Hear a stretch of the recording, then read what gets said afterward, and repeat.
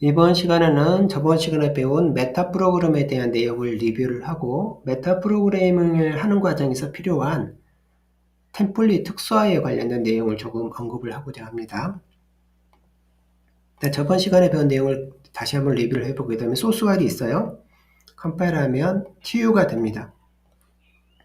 여러 개의 소스 파일이 있으면 그 소스 파일은 다 이제 TU를 만들게 돼요.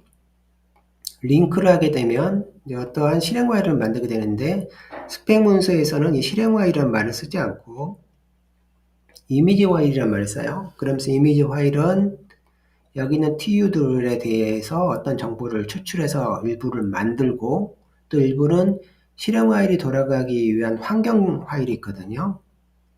윈도우에 맞게 돌아가는 또 환경 파일들이 있어요. 그런 파일들이 실제 소스 파일입니다. 소스 파일이 같이 컴파일돼서 실행 파일을 만들게 돼요. 이거는 이제 이미지 파일이라고 부르게 됩니다. 순수하게 TU만이 아니라 컴파일러 구현자가 제공하는 환경 파일도 있다라는 겁니다. 이럴 때 메타 프로그램이라는 세상을 만들기 위해서는 이러한 루틴을 거치게 되면 실행 파일이 첨부가 되기 때문에 완전한 형태의 메타를 만들 수가 없다. 그래서 C++에서는 이제 별도의 헤더 파일에다가 구현을 하는 정책을 쓰게 됩니다. 헤더 파일에다가 뭔가를 집어넣고 여기서 쓰자라는 겁니다. 그렇게 하게 되면 소스 파일을 거쳐서 이미지 파일이 되지는 않을 테니까 일단 가능성은 적으니까 그래서 하다 보니까 필요한 시점에만 소스 파일이 되기 위해서 템플릿이라는 걸 도입해서 템플릿의 늦은 평가를 기반으로 해서 사용하면 실제 이제 어떻든 간에 만들어지도록 설계를 하고 그 다음에 구현부도 어디다 두냐면 여기다가 구현부를 두자. 구현부를 여기다 두면 역시 들어갈 테니까 그래서 여기다가 이제 구현을 합니다. 그래서 구현을 해서 하다가 그때 이제 사용하는 키워드가 스태틱이라는 키워드가 그 중심에 있었어요. 스태틱을 사용해서 내부에 이제 구현을 합니다. 그런데 이렇게 구현을 하고 보니 이제 문제가 하나가 있게 되죠. 뭐냐면 여러 개 소스 파일에서 헤더 파일을 인클루드 하게 되면 구현이 여기 있다 보니 여러 개의 구현이 되는 문제가 발생했죠. ODR 문제가 발생하게 됩니다. 그래서 ODR 문제에 대해서 어떤 구제책을 강구해야 되겠다. 즉 ODR 문제가 발생한 건 맞지만 이러이러한 경우에 대해서는 ODR 룰을 위반된 거로 보지 않을게 이러한 규약이 필요했던 거죠. 그래서 이때 등장하는 것이 이제 inline이라는 키워드가 들어갑니다. 그래서 멤버 함수에 대해서는 이때 98년도에 이미 해결이 됐고 멤버 변수에 대해서는 이제 17스펙에서 완료가 됩니다. 그리고 좀 더 우아한 형태의 컨스턴스 엑스퍼라는 또 그 키워드가 추가되죠. 변수에 사용이 되어지면 그 변수의 인라인을 암묵적으로 주입하는 기능을 갖고 있었습니다. 어쨌든 이런 요소를 가져서 결국 메타의 세상이 완벽하게 이제 구축을 하게 됩니다. 그 외에도 다양한 기술들이 이제 여기에 추가가 됩니다. 그런데 여기서 이제 의문을 가질 수가 있어요. 메타 세상을 이렇게 만들어도 이렇게 만들어진 소스가 이미지 파일에 첨부될 수 없다며 그러면 어떻게 실행을 해? 할 수 있는 게 없는 거 아니야? 라고 생각할 수 있죠. 물론 이제 그렇습니다. 그렇지만 얘가 갖고 있는 장점이 있어요. 설계 대상이 여기 있는 실행 파일에 첨부되는 것이 아니라 실행 파일을 만드는 과정에서 사용된 메타데이터를 가져오는 것을 일단 1차 목표로 잡아요. 그래서 메타데이터를 가져와서 이 데이터를 누구한테 알려주면 컴파일러를 사용하는 프로그래머에게 알려줍니다. 그런 프로그램은 그 힌트를 기반으로 해서 다양한 형식의 디스패치 함수를 만들어서 조금 더 효율적으로 코딩을 짤 수 있게 됩니다. 결국 어떻게 보면 실제적으로 그 실행 파일에는 첨부는 안 되지만 효율적인 프로그램을 짜는 데는 프로그래머에게 일정 부분 기여를 하고 있는 걸 확인할 수가 있어요. C++26 스펙에 와서는 리플렉션이 들어갔잖아요. 리플렉션이 들어가면서 한 가지 변화된 점이 있습니다. 뭐냐면 이 부분이 이 중간의 위치에다가 특정한 위치에다가 원하는 메타 정보를 추가를 할 수가 있어요. 어느 위치든지 가능합니다. 추가를 하면 그 정보가 뭘 만드냐면 일정한 정보를 만들어서 실제 실행 파일까지 즉 TU까지 넘어서 이제 실행 파일까지 넘나들 수 있도록 하는 기능이 C++26에 있는 리플렉션이 추가되면서 이 부분이 가능해졌어요. 그래서 이제는 마치 기존에 숨어있던 요소가 마치 손발을 달고 실행 파일까지 넘어들 수 있는 환경을 만들게 됩니다. 그리고 또 여기는 리플렉션이 갖고 있는 장점에 비해서 기존 그 메타 프로그램이 갖고 있는 또 단점이 있습니다. 예를 들어서 우리가 소스 파일에서 컴파일을 합니다. 근데 컴파일이 쭉 시간대별로 되는 거잖아요. 쭉 분석을 해가면서. 그래서 여기서 A라는 변수가 등장했다가 또 여기서 나머지가 더 채워지는 경우도 있거든요. 그 다음에 링크 단계도 마찬가지입니다. 링크 단계도 뭐 일정한 순서대로 될 거잖아요. 이럴 때 기존의 그 C++에 있는 메타 프로그램은 어느 관점에서 이 메타 정보, 어느 위치에서 메타 정보를 얻어내느냐라고 했을 때 기본적으로 마지막 링크 단계 완성된 형태의 메타 정보로부터 프로그램을 설계를 합니다. 여기를 기반으로 여기 있는 내용을 뜯어올 수 있도록 설계를 하게 돼요. 뭐 그렇게밖에 방법이 없었으니까요. 근데 리플렉션은 위치가 코딩에서 특정한 위치 딱 들어가서 코딩을 짜게 되면 뭘 할 수 있냐면 그 위치에서의 메타 정보를 기반으로 해서 코딩을 짤 수가 있어요. 그래서 어느 위치에다가 어떻게 코딩하느냐에 따라서 메타 정보의 색깔이라든지 완성도가 달라집니다. 그게 이제 리플렉션이 갖고 있는 장점이에요. 그렇지만 기존의 메타 프로그래밍은 이런 완성된 형태, 시간의 흐름에 따라서 메타 정보를 추출하는 것이 아니라 완성된 메타 정보로부터 그걸 유사하게 얻어올 수 있는 메커니즘을 구현하게 된다는 겁니다.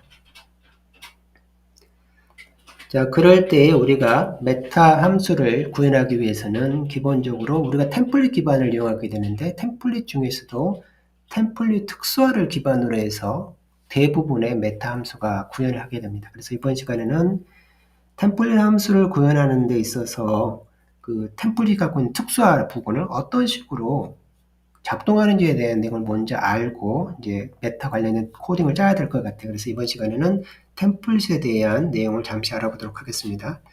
자, 특수화가 일단 주제이긴 한데 기본적으로 보면 제 첫 번째 내용이 이제 패턴 매칭이란 말을 일단 쓰고 있는데 내용을 보니까 뭐 수학의 방정식 이런 얘기가 나와요.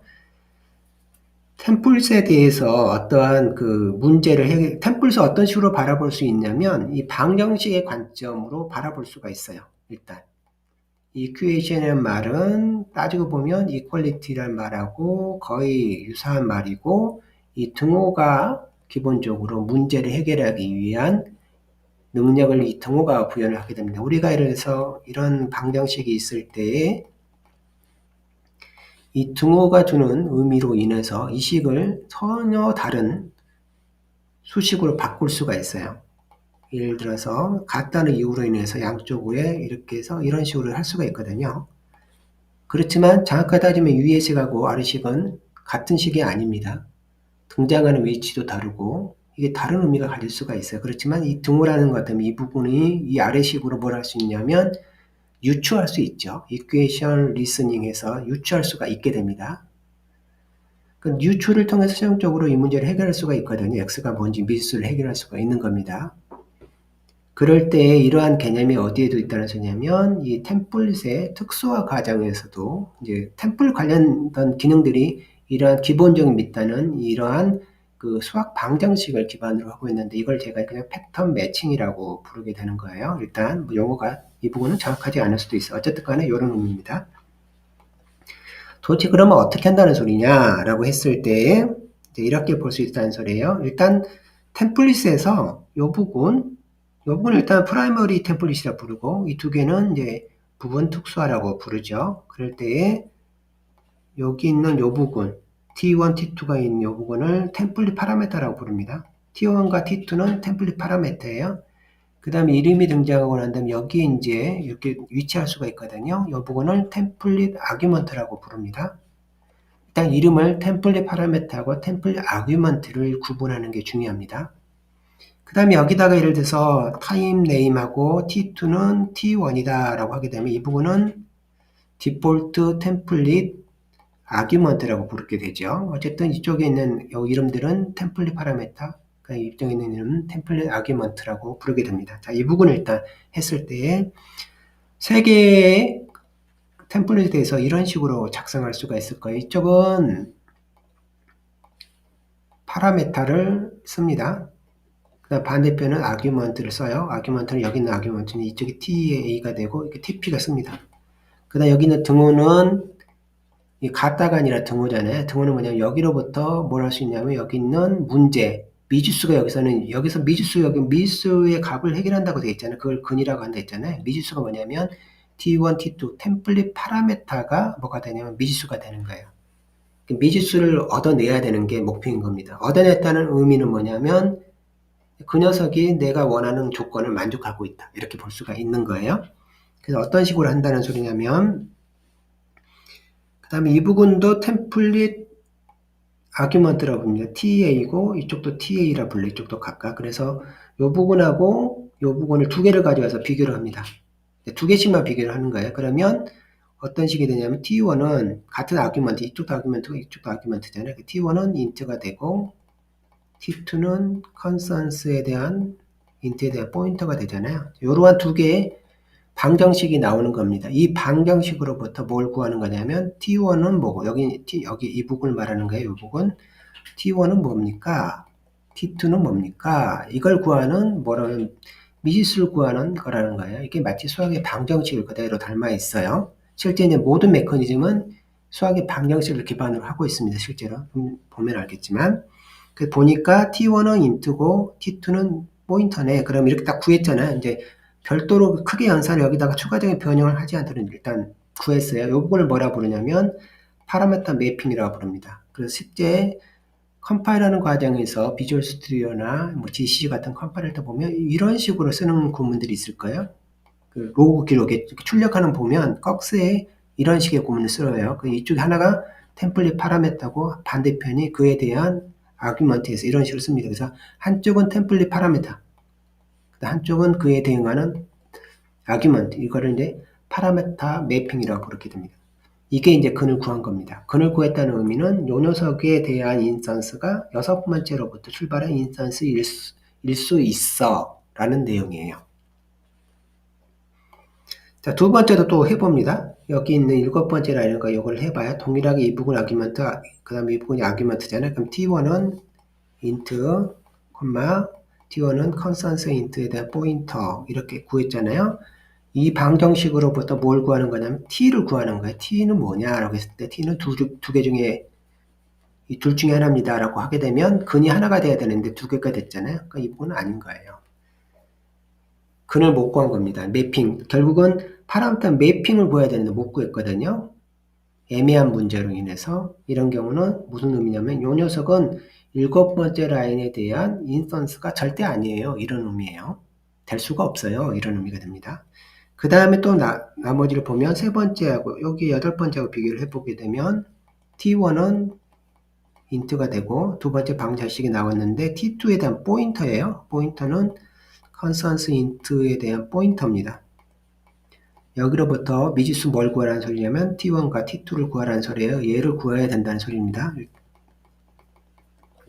자, 여기서 보면 이 녀석은 곧바로 구했나요? 이 녀석은 포인터가 있어서 못 구하고 있잖아요. 그럴 때 어떻게 할 수 있냐면 수학적인 것처럼 이렇게 나눌 수가 있어요. 그래서 지울 수 있다는 소리입니다. 지우면 T2는 컨스턴스에 대한 인트네요.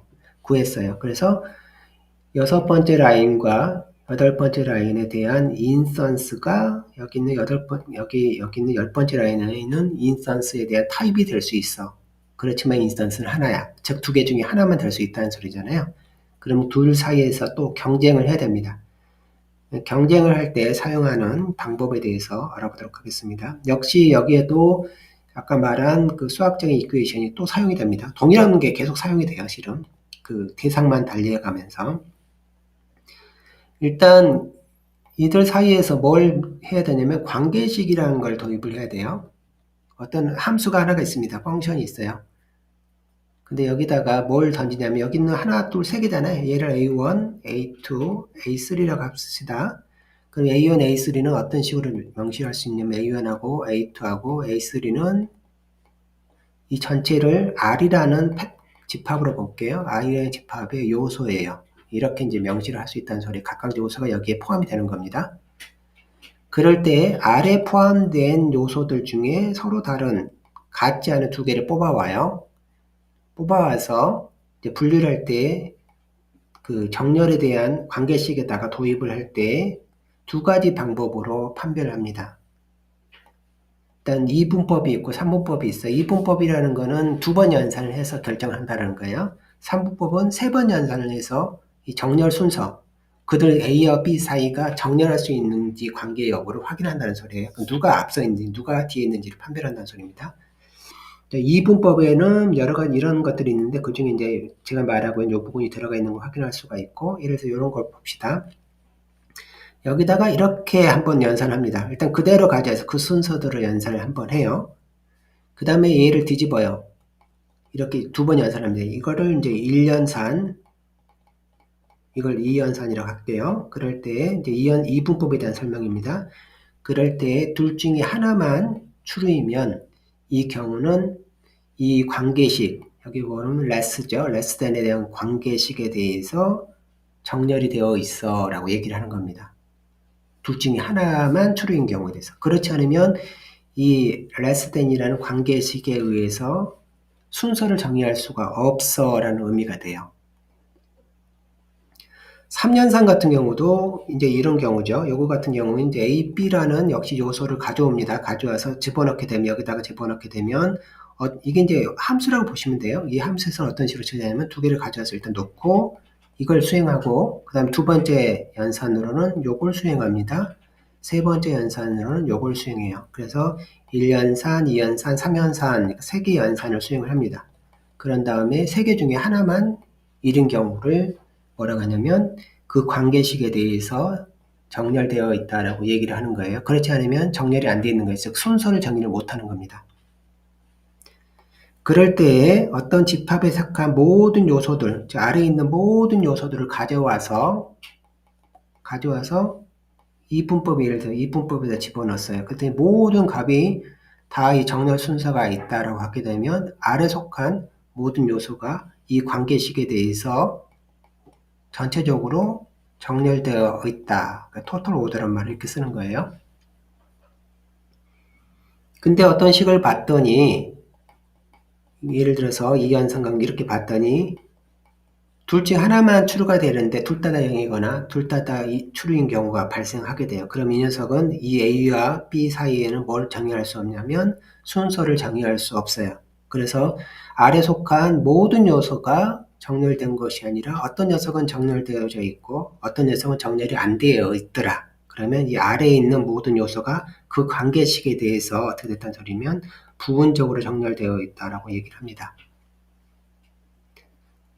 템플릿에 있는 이러한 아규먼트들은 예를 들어서 여기서부터 두 개가 선택이 됐잖아요. 이렇게 선택이 될 때 이 두 요소 사이에서 여기 제가 A1, A2, A3라고 했을 때 이 A1, A2, A3 상에서 정렬을 하게 되면 뭐에 따라 정렬하냐면 패턴 매칭이라는 이 수학적인 방정식을 통해서 정렬을 정의하게 되면 파셜 오더링이 돼요.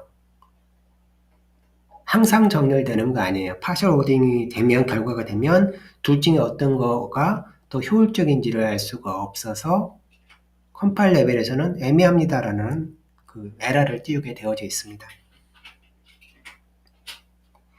자, 그러면 어떻게 한다는 소리냐? 일단 여기서 우리는 후보는 7번째는 아니고 요 사이에서 하는 거잖아요. 요 사이에서 정의를 합니다. 그러면 어떤 식으로 하냐면 이렇게 하는 거예요. 일단 이 부분을 여기하고 이 부분에 대해서 정리를 하는 겁니다. 두 번에 걸쳐서 정의를 해야 되는 거예요. 방법은 패턴 매칭이라는 이 방정식에 따라서 간단합니다. 이 부분이 여기 있다고 생각하는 거예요. 일단 첫 번째는 여기 있다고. 그러면 이때는 T1은 뭡니까? 여기가 T1이 이게 이렇게 되는 거잖아요. T1이 여기 있는 T1인데 서로 다른 T1이고 T2는 이렇게 보면 T2가 있는데 포인터에 대한 이렇게 보는 거죠. 서로 다른 겁니다. 그럼 여기서부터 뭘 구하는 거예요? T1, T2에 대한 파라미터 매핑을 구하는 거잖아요. 근데 보니까 여기서 일단 구했고 여기서 구하지 않네. 그래 얘는 문제가 없어요. 즉, 얘 둘이 비교했을 때 얘를 얘를 이쪽에 놓고 사용했을 때 어떤 관계냐면 여기로부터 파라미터 매핑을 구했어. 누구의 파라미터 매핑을 구했냐면 요 녀석에 대한 파라미터 매핑을 구했어요. 이게 이제 추리인 거예요. 그 다음에 반대로 합니다. 반대로 한다는 소리는 요 녀석에다가 놓고 여기가 중심이 되는 거예요. 그 다음에 여기가 이렇게 전달되는 거 보고 요걸 구하고 싶은 거예요. 그럼 T1은 위에 있는 T1에 대한 거고 T2에 대한 포인터는 위에 대한 T2가 되는 거예요. 그래서 여기서부터 뭘 구하는 거냐면 T1과 T2를 구하기를 원하는 겁니다. 파라미터 매핑을. 근데 여기는 구해졌네요. 첫 번째는 구해졌는데 여기는 포인터가 있는데 포인터를 없애려면 여기 포인터가 있어야 되는데 나눌 방법이 없잖아. 이런 식의 그건 없으니까 나눌 수가 없거든. 그러니까 이거 못 구한 거예요. 그럼 못 구했다는 소리.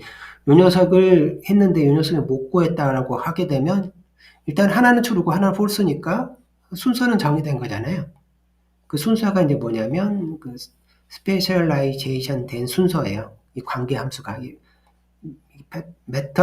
패턴 매칭으로 하는 그 결과가 스페셜라이제이션 된 여부예요. 그럼 누가 좀 더 스페셜라이제이션 됐다는 소리냐면 안 된 녀석, 템플릿에 대한 파라미터 매핑을 구할 수 없는 녀석이 좀 더 특수화된 겁니다. 그러면 여기서 최종적으로 얘는 뭘 호출한 거냐면 이 녀석을 호출한 거예요. 이 녀석에 대한 인스턴스가 만들어진 거예요. 이런 식으로 정의를 하는 겁니다. 결국은 우리가 그 수학적인 방정식을 그대로 가져와서 이 템플릿 파라미터 매핑을 구할 수가 있고 그래서 호출되는 녀석을 고릅니다. 그리고 그들 사이에서 누가 또 좀 더 스페셜라이제이션 된지 여부를 확인하기 위해서 둘 사이에서 뭘 하냐면 하나를 그 아규먼트로 보고 그 다음에 구하는 답을 한쪽 위에 거를 구하고 그 다음에 아래 거를 구하는 식으로 해서 해봐서 구할 수 없는 경우가 좀 더 스페셜라이제이션 된다라고 보는 겁니다. 일반적으로 이제 여기는 이제 두 개만 있지만 예를 들어서 A, B, C, D, E, F 같이 여러 개가 다 이제 호출이 되는 경우를 생각을 해봅시다. 그러면 컴파일러가 어떤 식으로 이러한 그 모아 스페셜라이제이션, 좀 더 스페셜라이제이션 녀석을 어떤 식으로 얻어내느냐라고 했을 때 기본적으로 스펙 문서에서는 토너먼트 형식으로 한다라고 되어 있어요. 일단 이렇게 합니다. 그리고 여기서 결정된 승자를 다시 C하고 하고요. 이런 식으로 하게 돼요.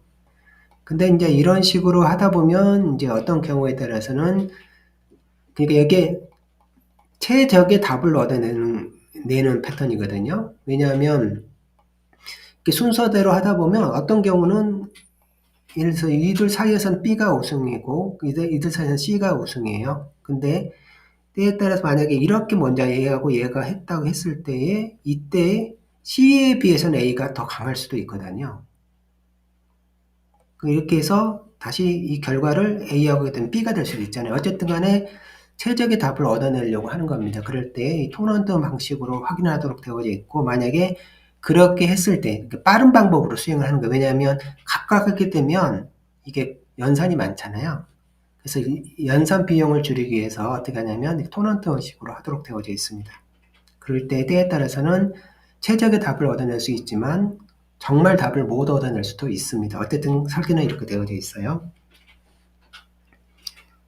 그 다음에는 우리가 플라팅 포인트에 대한 내용을 잠시 좀 언급을 해야 될 것 같아요. 플라팅 포인트 같은 경우는 이제 부동소점이죠. 부동소점에 있는 요소가 A, B가 있다고 합시다. 이제 부동소점 아래에 속하는 요소가 있을 때 이 요소를 가져와서 2분류나 3분류를 하게 되면 이제 관계식을 통해서 정렬을 정의할 수가 있잖아요.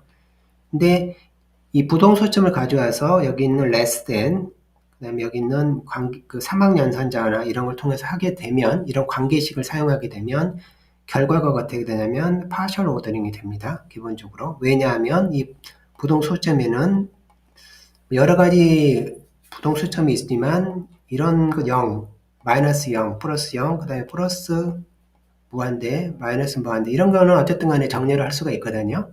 아래에 있다, 위에 있다를 정렬할 수가 있어요. 그런데 그 중에는 뭐가 있냐면 난이라는 값이 있습니다. 난에는 하나가 아니라 여러 개예요. 그래서 난스라고 s를 붙여서 얘기를 하게 돼요. 이 녀석은 뭐의 줄임말이냐면 나로 넘버예요. 넘버가 숫자가 아니다는 값이 있어요. 또 얘는 두 개로 또 나눠집니다. 시그널링 난이 있고 콰이트 난이 있어요. 어쨌든 이렇게 난이라는 값들이 여러 개 있습니다. 근데 이런 값 중에 하나를 선택하고 모든 다른 값하고 연산을 하게 되면 2분류에서처럼 하나가 추루가 되거나 3분류에서처럼 또 3개 연산 중에 하나가 추루가 되지 않고 아닌 경우가 나죠. 분류가 안 돼요. 그래서 파셜 오더링을 하게 됩니다. 기본적으로. 이 부동소점에 대해서. 그래서 이런 게 이제 기본적인 메커니즘인데 기본으로 사용하는 연산자들은 다 그렇게 작동합니다. 부동소점에 대해서. 근데 만약에 관계식을 어떻게 정의를 하면 이분법에 대한 방법을 어떻게 정의를 하고 3분법에 대해서 어떻게 관계식을 정의를 한다고 하게 되면 비트가 서로 다른 부동소점에 대해서 모두 다 정리를 할 수 있을 겁니다. 그렇죠? 관계식의 문제지 이 데이터 자체의 문제는 실은 아니거든요. 관계식을 어떻게 정의하느냐의 문제거든요. 그래서 실제 존재를 합니다. 스트롱 오더라는 관계식이 있어요. 여기는 이제 펑션입니다. 관계식이나 펑션이 똑같은 말이에요. 이런 펑션, 요거를 이제 관계식이라고 봅니다. 이런 관계식에다가 부동소점 두 개를 집어넣으면 이 부분은 3분법에 따라서 부동소점을 토탈 오더링 시킵니다. 스트롱 오더링이라고 부르죠. 3분법에서. 그 다음에 여기는 2분법에서도 있어요. total order less 해서 요거를 말합니다. less than에서 less. 그래서 여기다 부동소점을 주게 되면 2분법으로 해서 그 요소들을 전체적으로 정리를 한다라는 겁니다. 그래서 이런 거를 제공해요. 그래서 결국 가지고 있는 데이터의 문제가 아니라 관계식을 어떻게 정의하느냐에 따라서 파셜 오더링이 되기도 하고 토탈 오더링이 되기도 하고 그렇지만 기본적으로는 부동소점에 대해서 기본으로 작동하는 연산은 파셜 오더링으로 작동하도록 설계가 되어져 있는 겁니다. 어쨌든 이런 방식으로 우리가 지금 배우고 있는 내용은 이런 기본적인 관계식을 어떻게 정의하느냐에 따라서 부분 특수화에 대한 또는 이들 사이에서의 특수화 관계, 어떤 데서 좀 더 특수화된지 여부를 판별할 수 있는데 그러한 그 메커니즘을 보면 이 수학적인 이퀘이션, 즉 등호를 기반으로 해서 작동한다는 걸 알 수가 있습니다. 이 부분은 나중에 이제 관련된 소스를 보다 보면 계속 이런 게 등장해요, 실은. 이게 이제 등호식이구나, 이게 눈에 보이게 됩니다. 그래서 이런 거를 기반으로 해서 자세한 내용은 다음 시간부터 그 실제 메타 함수를 통해서 이런 요소들이 이제 등장하게 될 겁니다. 그래서 다음 시간부터 관련된 메타 함수를 하나하나 구현을 해보도록 하겠습니다.